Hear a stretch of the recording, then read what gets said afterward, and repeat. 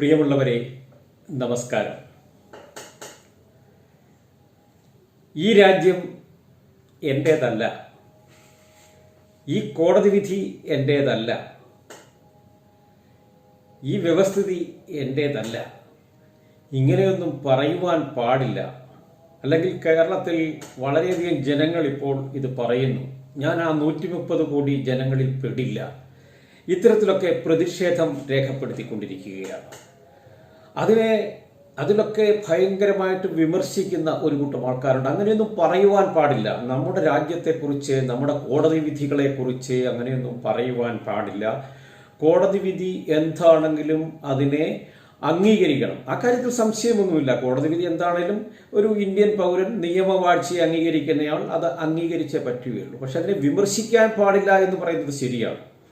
അല്ലെങ്കിൽ ആരാണിത് പറയുന്നത്? ഇന്ന് ഇവിടെ പ്രചരിപ്പിച്ചുകൊണ്ടിരിക്കുന്നു രാമക്ഷേത്രം പണിതത് കോടതി വിധി അനുസരിച്ചാണ്. രാമക്ഷേത്രം പണിതതിനെ അംഗീകരിക്കാത്ത ആൾക്കാർ ആ കോടതി വിധി അംഗീകരിക്കുന്നില്ല, അതിനെതിരെ നിലകൊള്ളുന്നു. ആരാണ് ഈ പറയുന്ന പരിശുദ്ധന്മാർ? കഴിഞ്ഞ ഏതാനും നാളുകൾക്ക് മുമ്പ് വരെ കോടതി വിധിയെ നിഷേധിച്ചുകൊണ്ട് നടന്നിരുന്ന ആൾക്കാരാണ്. നമ്മൾ കോടതി വിധിയെ വിമർശിക്കുന്നേ ഉള്ളൂ. ഒരു ഇന്ത്യൻ പൗരനെ കോടതി വിധിയെ വിമർശിക്കാം. ജനാധിപത്യം എന്ന് പറഞ്ഞാൽ ബഹുസ്വരതയാണ്. എതിരഭിപ്രായങ്ങൾ രേഖപ്പെടുത്തുവാനുള്ള അവസരം ജനാധിപത്യത്തിൽ ഉണ്ടാകണം. അത് കോടതി വിധിയല്ല, എന്താണെങ്കിലും ആ വിധിയെ എനിക്ക് വിമർശിക്കുവാൻ അവകാശമുണ്ട്. പക്ഷെ കോടതി വിധി ഞാൻ അംഗീകരിക്കും, ആ നിയമവാഴ്ച അനുസരിച്ച് ജീവിക്കുകയും വേണം. പക്ഷേ അത് ശരിയാണോ തെറ്റാണോ എന്നുള്ളതിൽ എനിക്ക് വ്യക്തിപരമായ അഭിപ്രായം ഉണ്ടാകും. ആ വിധിയിൽ എത്തിച്ചേർന്ന കോടതിയുടെ നിലപാടിനെ എനിക്ക് ചോദ്യം ചെയ്യണമെങ്കിൽ ചോദ്യം ചെയ്യാനുള്ള അവകാശം ജനാധിപത്യം നൽകുന്നുണ്ട്. നിയമം നിഷേധിക്കരുതെന്നേ ഉള്ളൂ. പക്ഷേ ഇവിടെ അതാണോ നടന്നത്? എന്തിന് കുറച്ചു നാൾ മുമ്പ് ശബരിമല സ്ത്രീ പ്രവേശനവുമായി ബന്ധപ്പെട്ട വിധി, അത് സുപ്രീം കോടതി വിധിച്ചതാണ്. ഇതിലെ ഒരു വിധി വരുന്നത് വരെ അത് നിലനിൽക്കുന്ന നിയമവാഴ്ചയാണ്. നിയമമായിരുന്നു ശബരിമലയിൽ സ്ത്രീ പ്രവേശനം എന്നത്. ഇന്ന് കോടതി വിധിയെ അനുസരിക്കുന്നില്ല, കോടതി വിധി തെറ്റാണെന്ന് പറയുന്നു എന്നൊക്കെ പറഞ്ഞ് വിമർശിക്കുന്ന ആൾക്കാർ എന്തുകൊണ്ട് അന്ന് കോടതി വിധി അംഗീകരിച്ചില്ല? കോടതി വിധി അംഗീകരിക്കാതെ വിമർശിക്കുക മാത്രമല്ല അവർ ചെയ്തത്, നിയമം കയ്യിലെടുക്കുകയാണ്. നിയമത്തിന് പുല്ല് വില കൊടുത്തു. ഈ സുപ്രീം കോടതിക്ക് പുല്ല് വില കൊടുത്തു. യുവതികളെ ശബരിമലയിൽ പ്രവേശിപ്പിക്കാതെ കാടത്തത്തോടെ ഏറ്റവും നികൃഷ്ടമായ രീതിയിൽ സാമൂഹ്യ വിരുദ്ധരെ പോലെ പ്രവർത്തിച്ച ആൾക്കാർ, അവരാണ് ഇന്ന് കോടതിയുടെ പരിശുദ്ധിയെക്കുറിച്ചും കോടതി വിധികളൊക്കെ പരിശുദ്ധമാണ് എന്നും പറഞ്ഞ് നമ്മുടെ മുമ്പിൽ വരുന്നത്. എന്തൊരു വിരോധാഭാസമാണെന്ന് നോക്കണേ. ഏതായാലും നമ്മുടെ നാട്ടിൽ, കേരളത്തിൽ വളരെയധികം ആൾക്കാർ പ്രധാനമന്ത്രി പറഞ്ഞ 130 കോടിയിൽ ഞങ്ങൾ പെടില്ല എന്ന് പറയുന്നു. അങ്ങനെ പറയേണ്ടതായിട്ടുണ്ട്. ഇതൊരു ജനാധിപത്യ രാജ്യമാണ്. നിങ്ങൾക്ക് ഇഷ്ടമുള്ളതിൽ വിശ്വസിക്കാം. ശ്രീരാമനിൽ വിശ്വസിക്കുന്നവർക്ക് ശ്രീരാമനിൽ വിശ്വസിക്കാം. ശ്രീകൃഷ്ണനിൽ വിശ്വസിക്കുന്നവർക്ക് വിശ്വസിക്കാം. വിശ്വസിക്കാതിരിക്കാൻ താല്പര്യമുള്ള ആൾക്കാർക്ക് വിശ്വസിക്കാതിരിക്കാം. ക്രിസ്തുവിൽ വിശ്വസിക്കുന്നവർക്ക് അങ്ങനെ ചെയ്യാം. അള്ളാഹുവിൽ വിശ്വസിക്കുന്ന ആൾക്കാർക്ക് അള്ളയിൽ വിശ്വസിക്കാം. അതിനൊക്കെയുള്ള സ്വാതന്ത്ര്യം നമ്മുടെ നാട്ടിലുണ്ട്. പക്ഷേ 130 കോടി ജനങ്ങളും രാമക്ഷേത്രത്തിന്റെ താല്പര്യത്തിനനുസരിച്ച് നിലകൊള്ളണം. രാമക്ഷേത്രം ആ സാംസ്കാരിക പൈതൃകം എന്ന് പറഞ്ഞാൽ അത് അംഗീകരിച്ചു തരാൻ ബുദ്ധിമുട്ടുണ്ട്. രാമക്ഷേത്രം ഒരു ഹൈന്ദവ ദൈവത്തിന്റെ അമ്പലം മാത്രമാണ്, ക്ഷേത്രം മാത്രമാണ്, അതിലുപരി ഒന്നുമല്ല.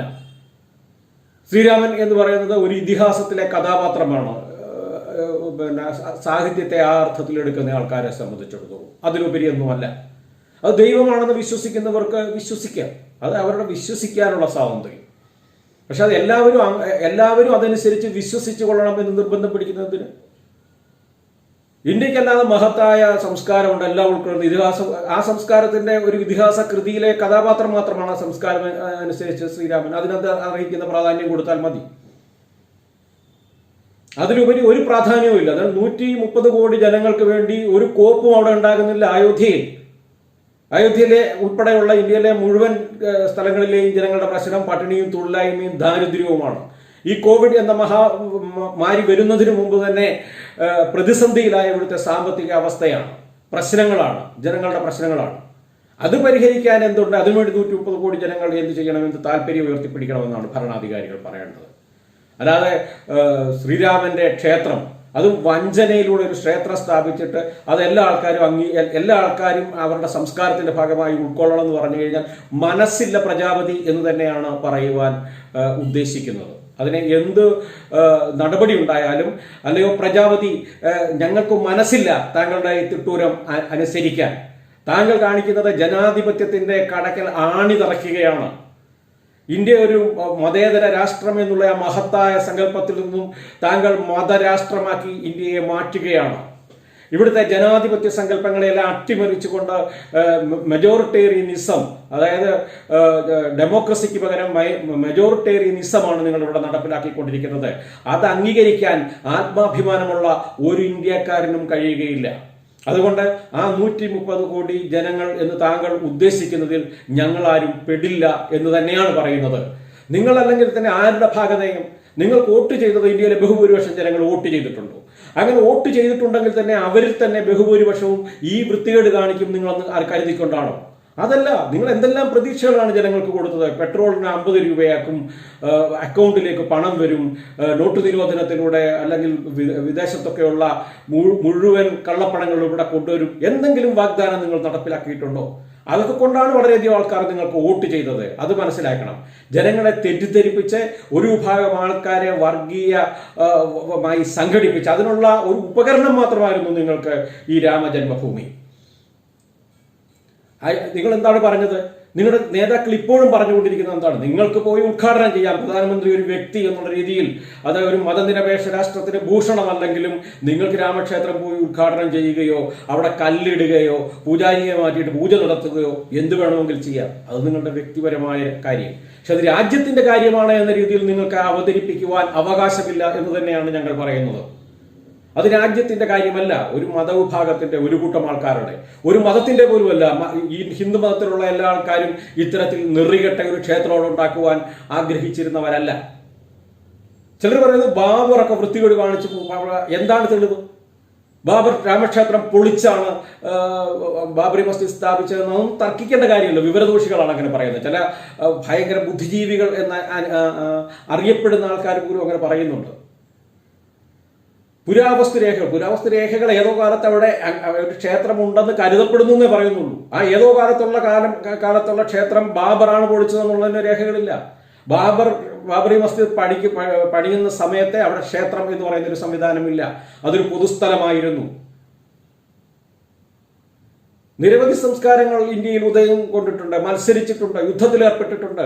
വിവിധ ഗോത്രങ്ങൾ യുദ്ധത്തിലേർപ്പെട്ടിട്ടുണ്ട്. അങ്ങനെ പലതും തകർന്നിട്ടുണ്ട്. പലതും തകർന്നെടുത്ത് പലതും സ്ഥാപിച്ചിട്ടുണ്ട്.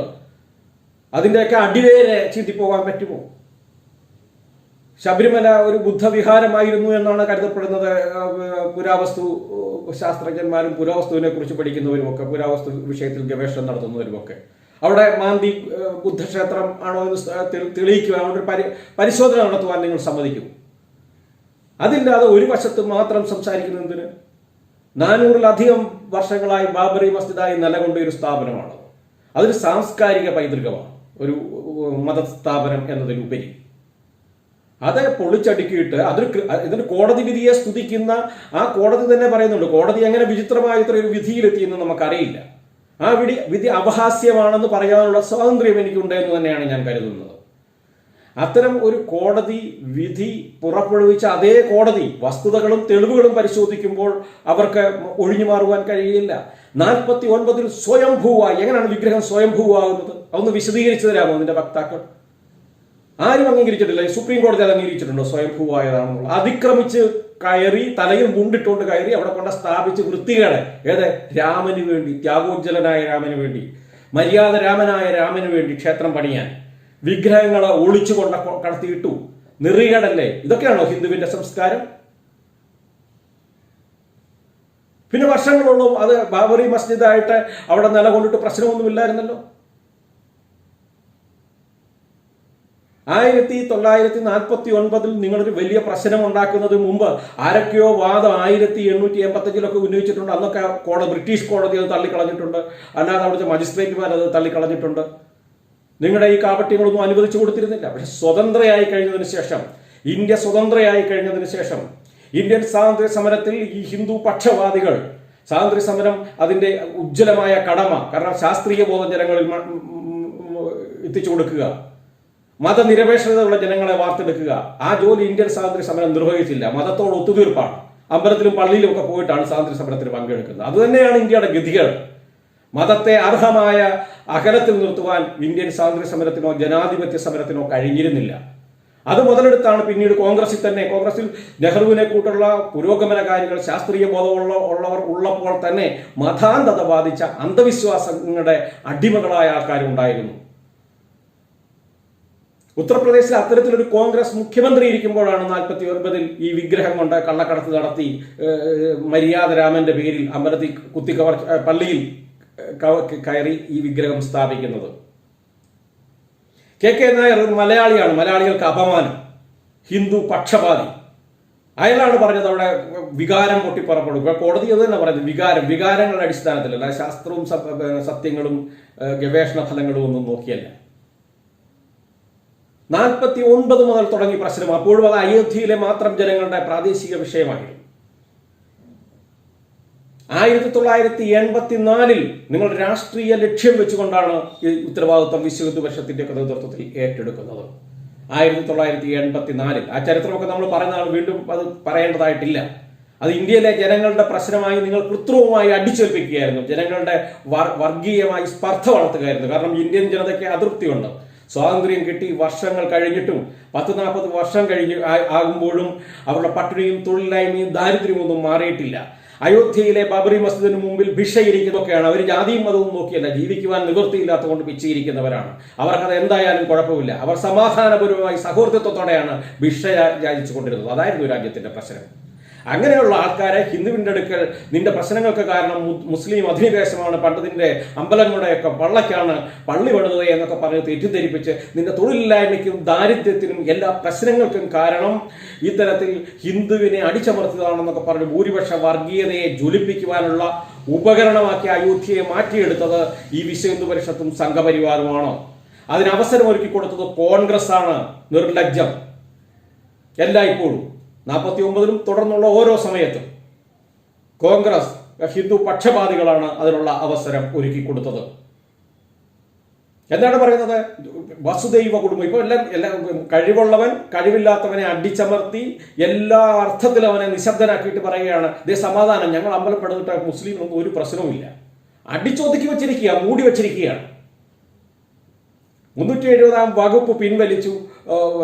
കാശ്മീരി ജനതയുടെ അവകാശങ്ങൾ അവരെ ഇന്ത്യൻ യൂണിയനോട് ചേർക്കുമ്പോൾ അവർക്ക് കൊടുത്ത എല്ലാ വാഗ്ദാനങ്ങളും ലഭിച്ചു, ഒന്നുപോലും ഫുൾഫിൽ ചെയ്തിട്ടില്ല. എന്നിട്ട് പറയാം, കാശ്മീരി ജനതയെ പദം വരുത്തി അടിച്ചൊതുക്കി അടിയന്തരാവസ്ഥയെക്കാളും ഭീതിതമായ അവസ്ഥ സൃഷ്ടിച്ച് അവിടെ അനങ്ങാൻ പറ്റാതെ നിർത്തിയിട്ട് പറയാം, ഈ കാശ്മീരിൽ ആർക്കും പ്രശ്നമില്ല. എന്ത് പരിഹരിച്ചു? 1 വർഷമായല്ലോ. 1-ാം വർഷത്തിലല്ലേ നിങ്ങൾ രാമൻ കല്ലിടുന്നത്? എന്ത് സംഭവിച്ചു? ജനതയുടെ ജീവിതത്തിൽ എന്ത് മാറ്റം? ഇപ്പോഴും മുൻ മുഖ്യമന്ത്രി വീട്ടുതടങ്കലിലാണ് കാശ്മീരിൽ. സംസ്ഥാന പദവി പോലും നഷ്ടപ്പെടുത്തി കേന്ദ്ര ഗവൺമെന്റിന്റെ നേരിട്ടുള്ള നിയന്ത്രണത്തിലാക്കി. ഇതൊക്കെയല്ലേ നിങ്ങൾ ചെയ്തത്?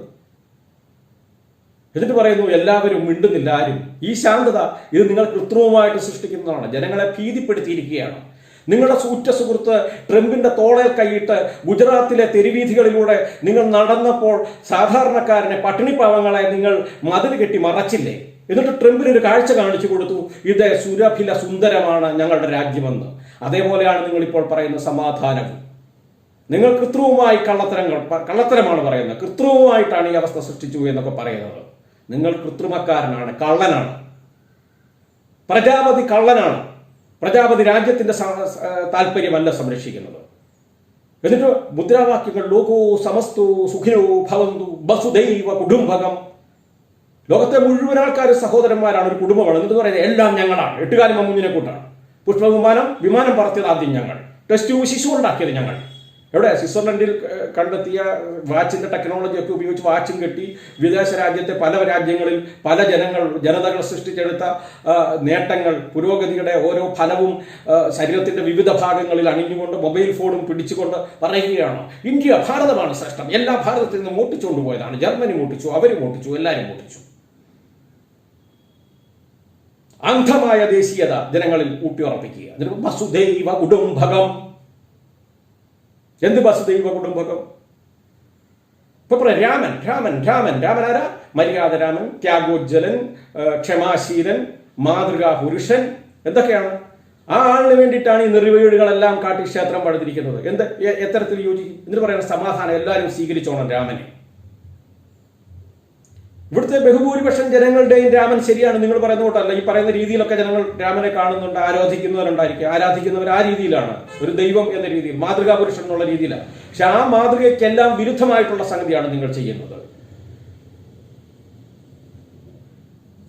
മറഞ്ഞിരുന്ന് ബാലിയെ അമ്പയ്യുന്ന ആ ചതി പ്രയോഗം നടത്തുന്ന രാമനാണ് നിങ്ങളുടെ രാമൻ. അല്ലാതെ അദ്ദേഹത്തിന്റെ മറ്റു ഗുണങ്ങൾ, അല്ലെങ്കിൽ മറ്റു ജനങ്ങൾ ആരാധിക്കുന്നവർ പറയുന്ന ഗുണങ്ങളൊന്നും അല്ല. നിങ്ങൾ അതിനുവേണ്ടി നിറുകെട്ട എല്ലാ മാർഗവും സ്വീകരിക്കുന്നു. അയോധ്യ എന്ന് പറയുന്ന സ്ഥലത്ത് നിരവധി രാമക്ഷേത്രങ്ങളുണ്ട്. ചെറിയ ചെറിയ രാമക്ഷേത്രങ്ങൾ, വലിയ വലിയ പ്രശസ്തിയൊന്നുമില്ല. അതൊക്കെ ആ നാടിന്റെ പട്ടിണി ക്ഷേത്രങ്ങളെയും ദൈവങ്ങളെയും ഒക്കെ ബാധിച്ചിട്ടുണ്ട്. അവിടുത്തെ പുരോഹിതന്മാരോട് ചോദിച്ചാൽ പറയും ഇവിടെയാണ് രാമൻ ജനിച്ചത്. അവിടെ ആരാധന നടത്തുന്ന ഭക്തജനങ്ങൾ പറയുന്നത് ഞങ്ങളുടെ ക്ഷേത്രത്തിലാണ് രാമൻ ജനിച്ചത്. അങ്ങനെ അവകാശപ്പെടുന്ന എത്ര ക്ഷേത്രങ്ങളുണ്ട്? അതിൽ ഒന്ന് മാത്രമാണ് ഈ അയോധ്യ. അത് ബാബറി മസ്ജിദ് എന്ന് പറയുന്ന മറ്റൊരു സമുദായം ആരാധന നടത്തുന്ന സ്ഥലത്തിന്റെ താഴെ ഉണ്ട് എന്ന് കരുതപ്പെടുന്നത് കൊണ്ടാണ് വിശ്വ ഹിന്ദു പരിഷത്ത് ഇത് ഏറ്റെടുത്തത്. മറ്റേ രാമൻ ജനിച്ച ക്ഷേത്രങ്ങളൊന്നും അവർക്ക് വേണ്ട. ഇവിടെ തന്നെ കൃത്യം എന്ന് പറയാൻ കാരണം അതിന്റെ മുകളിൽ 400 വർഷമായിട്ട് വിവിധ സംസ്കാരങ്ങൾ മാറി മറിഞ്ഞപ്പോൾ ബാബർ ഒരു നിർമ്മിതി ഉണ്ടാക്കി, ബാബറി മസ്ജിദ്. അതിനോടുള്ള കണ്ണുകടി, മതസ്പർദ്ധ, അതുമാത്രമാണ് ഇതിന്റെ കാരണം. ഇന്ന് കോടതി വിധിയെടുത്ത് ആഘോഷിക്കുമ്പോൾ നിങ്ങളുടെ അദ്വാനിയും മുരളി മനോഹർ ജോഷിയും ഉമാഭാരതിയും ഒക്കെ ക്രിമിനൽ കുറ്റവാളികളാണ് ബാബറി മസ്ജിദ് പൊളിച്ച കേസിൽ. കോടതി അതിനൊന്നും, നിങ്ങൾ പറയുന്ന കോടതി വിധിയെല്ലാം ശരിയാണ്, എല്ലാം ഏറ്റെടുക്കണം എന്നൊക്കെ പറയുന്നു നിങ്ങൾ. എന്തുകൊണ്ട് ആ കോടതിയുടെ നിരീക്ഷണം അംഗീകരിക്കുന്നില്ല? അത് പറയാൻ നിങ്ങൾക്ക് അങ്ങനെയാണ് എന്ന് പറയാനുള്ള ആർജവമുണ്ടോ?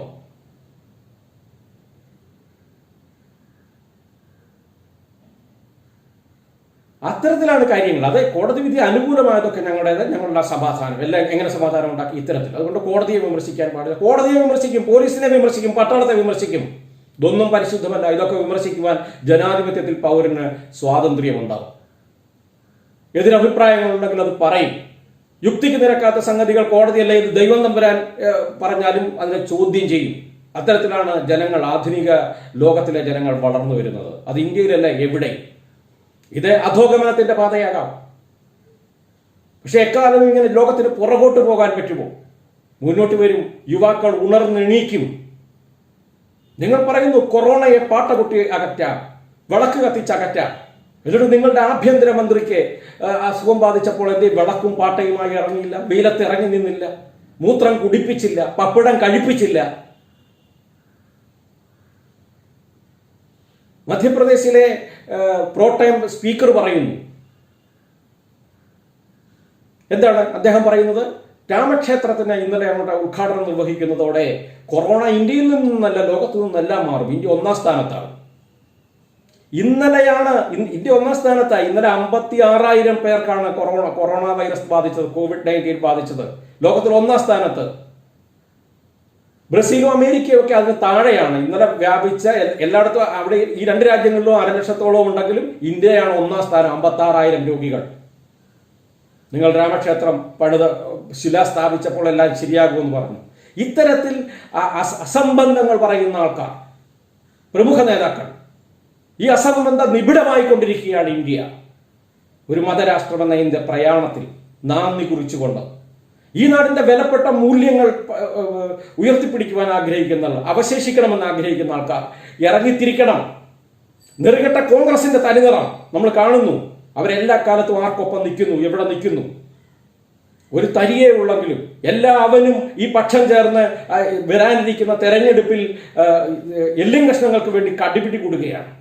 ജനാധിപത്യം പുലർന്നു കാണണമെന്ന് ആഗ്രഹിക്കുന്നവർ, ഈ നാടിന്റെ വിലപ്പെട്ട മൂല്യങ്ങൾ, ഭഗത് സിംഗും ഉത്തം സിംഗും സുഭാഷ് ചന്ദ്രബോസും ഒക്കെ എന്തിനു വേണ്ടി, ഏത് ലക്ഷ്യത്തിനു വേണ്ടി പ്രയത്നിച്ചു, ആ ലക്ഷ്യം പുലർന്നു കാണണമെന്ന് ആഗ്രഹിക്കുന്നവർ ഇവർക്കെതിരെ സംഘടിക്കണം. ബുദ്ധിമുട്ടാണ്. മതത്തിന്റെ അടിസ്ഥാനത്തിൽ, ജാതിയുടെ അടിസ്ഥാനത്തിൽ ജനങ്ങളെ സംഘടിപ്പിക്കുവാൻ എളുപ്പമാണ്. ജനങ്ങളിൽ നിലനിൽക്കുന്ന അജ്ഞതയുടെ അടിസ്ഥാനത്തിൽ ജനങ്ങളെ അതിനെ ബൂസ്റ്റപ്പ് ചെയ്തുകൊണ്ട് സംഘടിപ്പിക്കുവാൻ എളുപ്പമാണ്. പക്ഷെ സത്യം പറഞ്ഞ് ജനങ്ങളെ ബോധവൽക്കരിച്ചുകൊണ്ട് അവരെ മനുഷ്യരാക്കി മാറ്റിയെടുത്തുകൊണ്ട് അവരെ സംഘടിപ്പിക്കുക ദുഷ്കരമാണ്. അത്തരമൊരു ശ്രമത്തിൽ നാട്ടിൽ അവശേഷിക്കുന്ന സാംസ്കാരിക നായകർ, നാട് നന്മ പുലരണമെന്ന് ആഗ്രഹിക്കുന്ന മുഴുവൻ ജനങ്ങളും ഈ അവസരത്തിൽ സംഘടിക്കണം. എതിർക്കേണ്ടതിനെ എതിർക്കണം. കോടതി തെറ്റി പറഞ്ഞാൽ അത് തെറ്റാണെന്ന് പറയാനുള്ള ആർജവം വേണം. പ്രജാപതി വൃത്തികേട് കാണിച്ചാൽ അതിനെ ചോദ്യം ചെയ്യാനുള്ള ആർജവം ഉണ്ടാകണം. അങ്ങനെ ഒരു ജനത വളർന്നു വരണം. അല്ലെങ്കിൽ ഇവരെ നെറികെട്ട രീതിയിൽ, ഓർക്കുക, മോദി രാമക്ഷേത്രം ഉദ്ഘാടനം ചെയ്യാൻ പോയതല്ല പ്രശ്നം. പക്ഷേ അദ്ദേഹം പോയത്, പ്രജാപതി പോയത് മുഴുവൻ ജനങ്ങളുടെയും പ്രതിനിധിയായിട്ടാണ്. ഞങ്ങളുടെ പ്രതിനിധിയായിട്ട് താങ്കൾ പോകണ്ട. പള്ളി ഉദ്ഘാടനം ചെയ്യേണ്ട, അമ്പലം ഉദ്ഘാടനം ചെയ്യേണ്ട, വ്യവസായശാലകൾ ഉദ്ഘാടനം ചെയ്യൂ, വിദ്യാഭ്യാസ സ്ഥാപനങ്ങൾ ഉദ്ഘാടനം ചെയ്യൂ, ആതുരാലയങ്ങൾ ഉദ്ഘാടനം ചെയ്യൂ, ഞങ്ങൾ സ്വാഗതം ചെയ്യും. നെറികെട്ട ചതിയിലൂടെയും വഞ്ചനയിലൂടെയും ഒരു വിഭാഗത്തെ ഒതുക്കി അവരെ പാർശ്വവൽക്കരിച്ച് അതിൻ്റെ മീതെ ക്ഷേത്രം പണിതിട്ട് ആർമാദിക്കുന്ന കൂട്ടങ്ങളെ ജനങ്ങൾ തിരിച്ചറിയുക തന്നെ ചെയ്യും. നിർത്തുന്നു.